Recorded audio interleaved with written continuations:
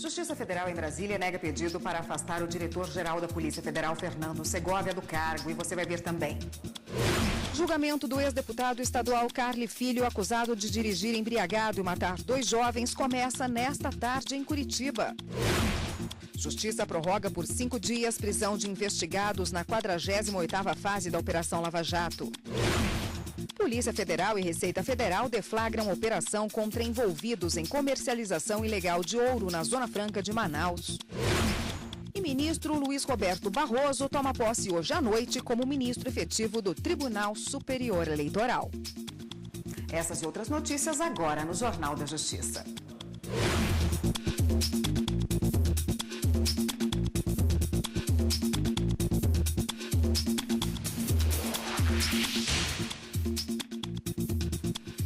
Olá, boa tarde para você. A Justiça Federal em Brasília negou o pedido para afastar o diretor-geral da Polícia Federal, Fernando Segovia, do cargo. A decisão foi em uma ação popular que tinha sido protocolada pelo senador Randolfo Rodrigues, do Partido Rede do Amapá. Gabriel Seafei tem os detalhes para a gente. Boa tarde, Gabriel. Oi, Érica, boa tarde para você, boa tarde a todos. No entendimento do juiz Ed Lira Leal, não cabe a ele decidir sobre a situação de Fernando Segovia. Isso porque o caso já está aqui no Supremo Tribunal Federal com o ministro Luiz Roberto Barroso. Na decisão, o juiz também ressaltou que as declarações de Fernando Segovia não são suficientes para determinar o afastamento do diretor-geral da Polícia Federal. Além dessa ação popular encaminhada pelo senador Randolfo Rodrigues, também há um pedido da Procuradoria-Geral da República para que Segovia não interfira no inquérito que envolve o presidente da República, Michel Temer. Nessa investigação, Temer, ex-deputados e empresários são suspeitos de favorecimento a uma empresa que opera no Porto de Santos, em São Paulo. Érica. Obrigada, Gabriel. Policiais podem sim entrar em residências para fazer buscas se sentirem cheios de substâncias ilegais. Esse é o entendimento do Superior Tribunal de Justiça, depois que a defesa de um preso argumentou que a ação foi uma invasão de domicílio. Os ministros da 6ª turma aqui do STJ negaram o agravo regimental contra a decisão que não reconheceu como invasão de domicílio a ação de policiais que, após sentir cheiro de maconha em uma casa, realizaram busca no local. O caso aconteceu em São Paulo. De acordo com o processo, os policiais fizeram uma abordagem de rotina a um homem na rua. Ele estava sem os documentos de identificação e se prontificou a buscá-los em casa. Ao chegarem no local, os policiais sentiram um cheiro de maconha e teriam percebido o nervosismo do homem. Diante disso, foi iniciada uma busca no local, onde foi encontrada maconha, crack, cocaína, além de anotações e contabilidade do tráfico. O homem foi preso. Na Justiça, a defesa pedia a ilegalidade das provas sob argumento de que não havia justificativa legal para a busca. Em decisão monocrática, o relator do processo no STJ, ministro Sebastião Reis Júnior, aplicou o entendimento consolidado do tribunal de que é permitida à autoridade policial ingressar no interior de domicílio em decorrência do estado de flagrância sem caracterizar ilicitude da prova obtida. De acordo com o ministro, a desconfiança dos policiais, o nervosismo do suspeito e o cheiro da droga no local justificam a busca no imóvel. Além disso, durante o flagrante, o homem admitiu aos policiais que era o gerente do tráfico na região. Por unanimidade, a turma manteve a decisão do relator. A audiência de Frederic Barbieri, considerado pela polícia brasileira como o maior traficante de armas do país, foi adiada. Ele seria ouvido pela justiça americana na tarde de ontem, mas passou mal na prisão e foi levado para atendimento médico. Com isso, a audiência foi adiada para a tarde de hoje. Frederic Barbieri foi preso no sábado na casa dele na Flórida. Ele também é investigado nos Estados Unidos por tráfico internacional de armas e está numa penitenciária americana. O brasileiro, que tem 2 mandados de prisão expedidos pelas polícias federais da Bahia e do Rio de Janeiro, obteve a cidadania americana em 2015, logo após ter fugido do Brasil e se estabelecido na Flórida. Ele é acusado de ter enviado ao Brasil, em maio do ano passado, uma carga de aquecedores de piscina recheada com 60 fuzis. A Justiça Federal determinou a prorrogação por mais 5 dias da prisão de 6 investigados na 48ª fase da Operação Lava Jato. Esta etapa da operação apura irregularidades na gestão das concessões de rodovias federais no Paraná. Evelyn Araújo tem informações para a gente sobre esse assunto. Boa tarde. Todos já estavam presos, aliás? Oi, Érica, boa tarde. Exatamente isso. Todos já estavam presos desde a última quinta-feira, quando a polícia cumpriu os mandados judiciais na 48ª fase da Operação Lava Jato. No pedido de prorrogação, o Ministério Público alegou que é necessário ainda analisar um grande volume de material que foi apreendido. Já na decisão, a juíza do caso ponderou que há inconsistência no depoimento desses investigados. Como você mesmo disse, Érica, a 48ª fase da Operação Lava Jato investiga crimes de corrupção, lavagem de dinheiro e fraude à licitação na gestão das concessionárias que fazem esse gerenciamento das rodovias federais no Paraná. Érica. Obrigada, Evelyn, pelas informações. Deve começar nesta tarde o júri popular do ex-deputado estadual Cali Filho, acusado de matar 2 jovens em um acidente de trânsito em Curitiba em 2009. O julgamento será na 2ª vara do Tribunal do Júri do Paraná. Na semana passada, o ministro Gilmar Mendes, do Supremo Tribunal Federal, negou um habeas corpus que pedia a suspensão do júri. O acidente aconteceu em Curitiba. Segundo a perícia, o então parlamentar dirigia em velocidade acima dos 160 km por hora, com a carteira de habilitação cassada e também alcoolizado. E você vai ver ainda nesta edição. As regras para a declaração do imposto de renda e no que ficar de olho para não ter problemas com o fisco. Voltamos já já.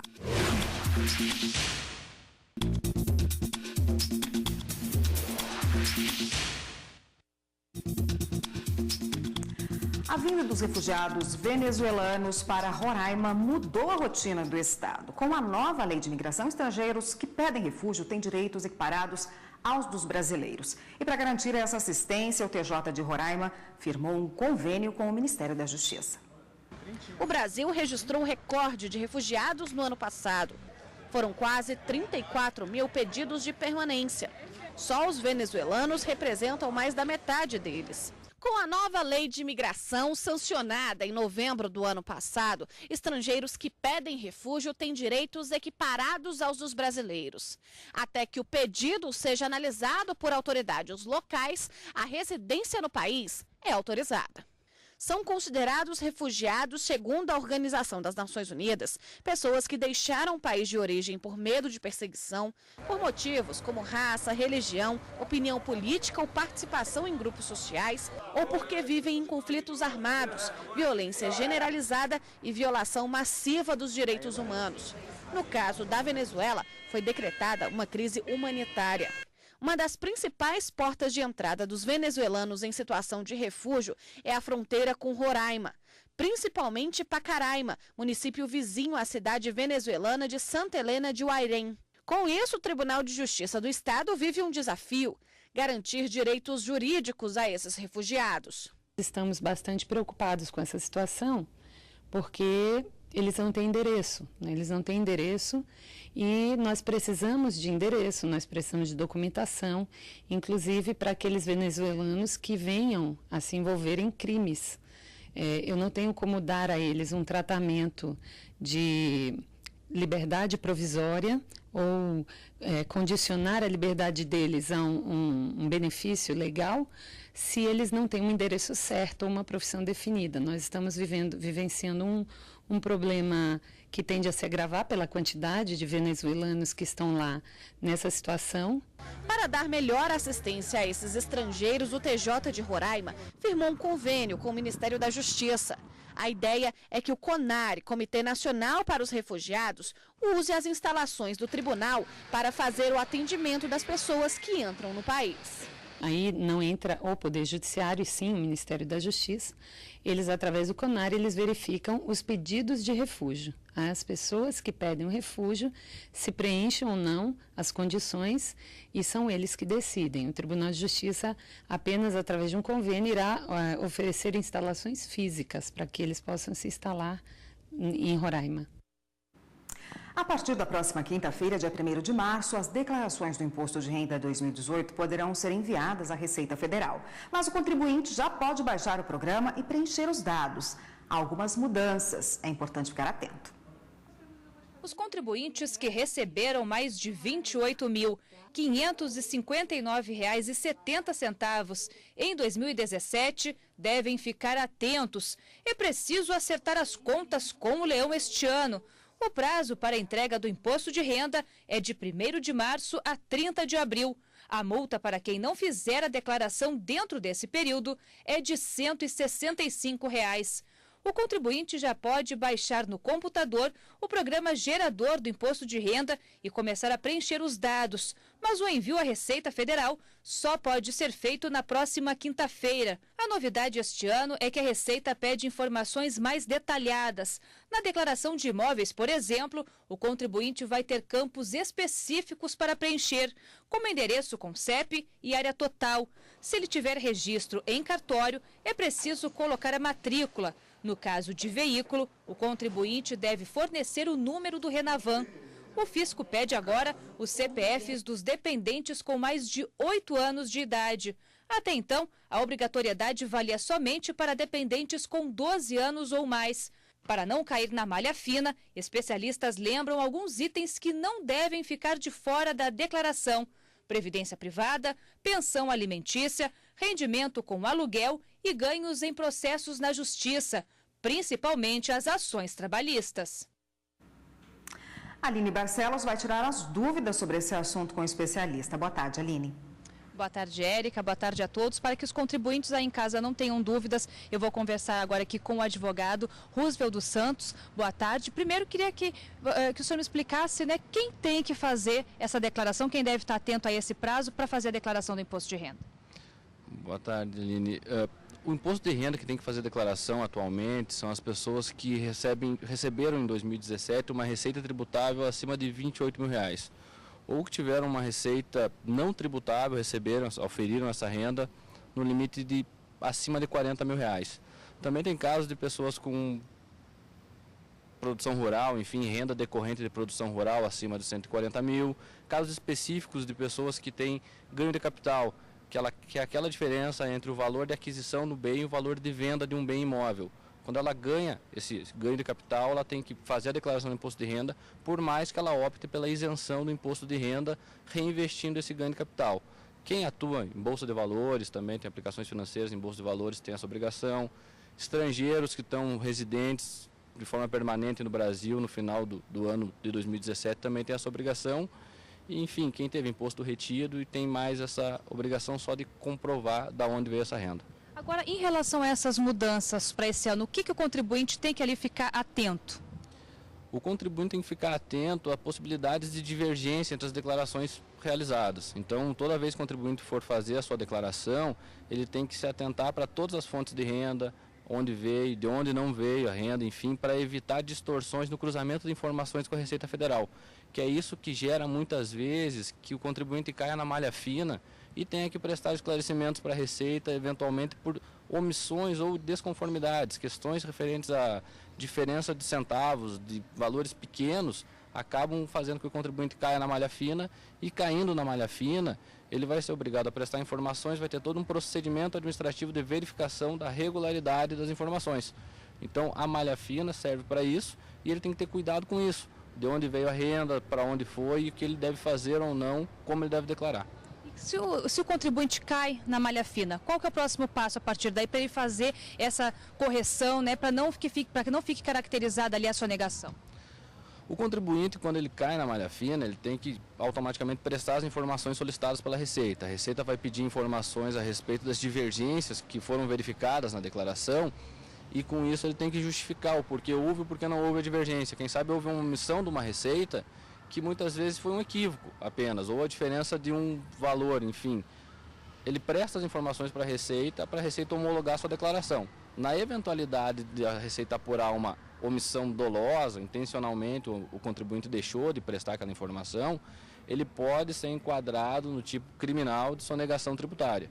Mas isso não quer dizer que ele não possa retificar suas informações também, complementar informando o valor da renda que foi omitida, recolher o tributo respectivo e, se for apurado uma sonegação, ele vai ser penalizado. Vai ser uma multa de ofício leve, mas se for configurado intenção de sonegar, ele pode responder por uma penalidade de até 150% sobre o valor do tributo. Tudo vai depender ali se foi um erro, né, não intencional ou se foi de fato uma sonegação, né? Isso, tem erros, enfim, irrelevantes que a Receita Federal ela cruza informações, então tem que encaixar as informações, que são questões de valores. Centavos muitas vezes não fecham, então isso tem que ser esclarecido. Mas quando o contribuinte deixa de informar uma renda intencionalmente, ou seja, tem um investimento financeiro que ele tem interesse de não declarar, e daí ele acaba sendo tributado com multa. Muito obrigada pela entrevista. Voltamos ao estúdio. Érica. Obrigada, Aline. O Tribunal Superior do Trabalho está sob nova direção. O ministro Brito Pereira assumiu a presidência da Corte para o biênio 2018-2020. No discurso de posse, o novo presidente do Tribunal Superior do Trabalho, Brito Pereira, afirmou que vai priorizar a adequação da jurisprudência às alterações legislativas. A prioridade agora é a implantação da reforma trabalhista na jurisprudência do Tribunal Superior do Trabalho. No que é depender de mim, e acredito do tribunal, a lei será cumprida, pois vivemos em um Estado democrático de direito, como advertiu Rui Barbosa, com a lei, pela lei, dentro da lei, porque fora da lei não há salvação. Se e quando a lei estiver em conflito com a Constituição, prevalece a Constituição. O ministro ressaltou a harmonia no tribunal e destacou o fortalecimento da Justiça do Trabalho em todo o país. A Justiça do Trabalho cresce em números na razão direta do seu crescimento em importância para a sociedade na pacificação das relações entre empregados e empregadores. Resultado da dedicação e da especialidade de cada um dos magistrados do trabalho e dos servidores da instituição. O ministro Renato de Lacerda Paiva foi empossado como vice-presidente do tribunal. A principal função do vice-presidente é o despacho de admissibilidades de recurso extraordinário para o Supremo Tribunal Federal. É muito importante para o tribunal e para a jurisprudência e um trabalho bastante intenso. O vice-presidente também é responsável pelas políticas de conciliação em todo o Brasil. E o ministro Lélio Bentes Correia é o novo corregedor-geral da Justiça do Trabalho. Nós temos um quadro de magistrados e magistradas extremamente qualificado, dedicado, operoso, e naquilo que a corregedoria puder contribuir para respaldar e tornar ainda mais eficaz esse trabalho na prestação jurisdicional em prol da sociedade, nós estaremos envidando todos os nossos esforços. Presente à solenidade, o presidente da República, Michel Temer, enfatizou a boa relação entre os poderes. Nós cumprimos uma determinação constitucional que é a harmonia entre os poderes. O fato de eu estar aqui revela a presença do Executivo, não é?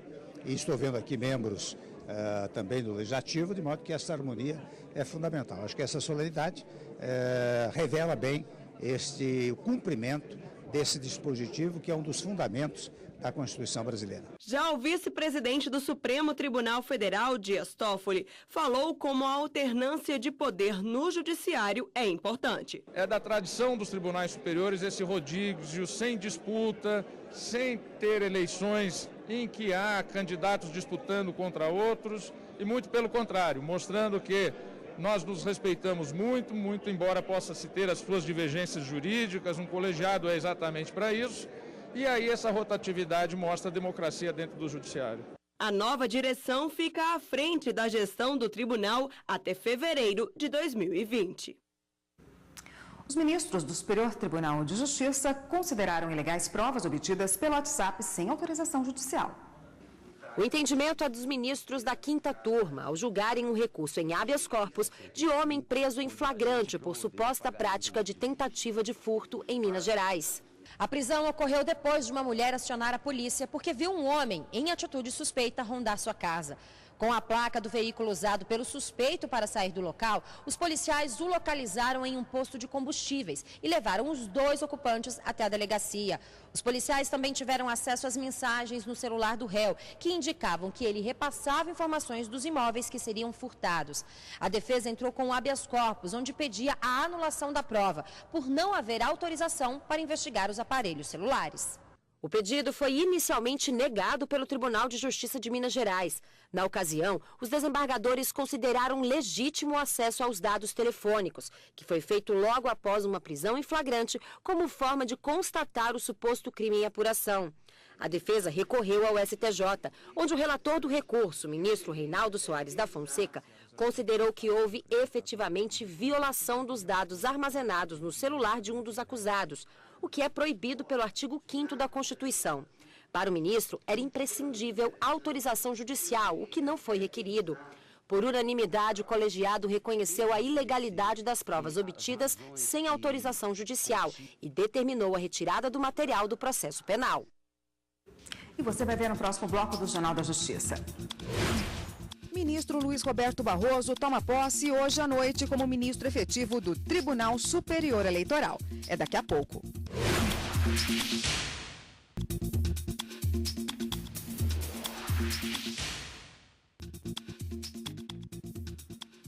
A Polícia Federal e a Receita Federal deflagraram hoje a Operação Elemento 79 contra envolvidos na comercialização ilegal de ouro na Zona Franca de Manaus. Vamos voltar a falar com a repórter Aline Barcelos, que tem os detalhes para a gente. Aline.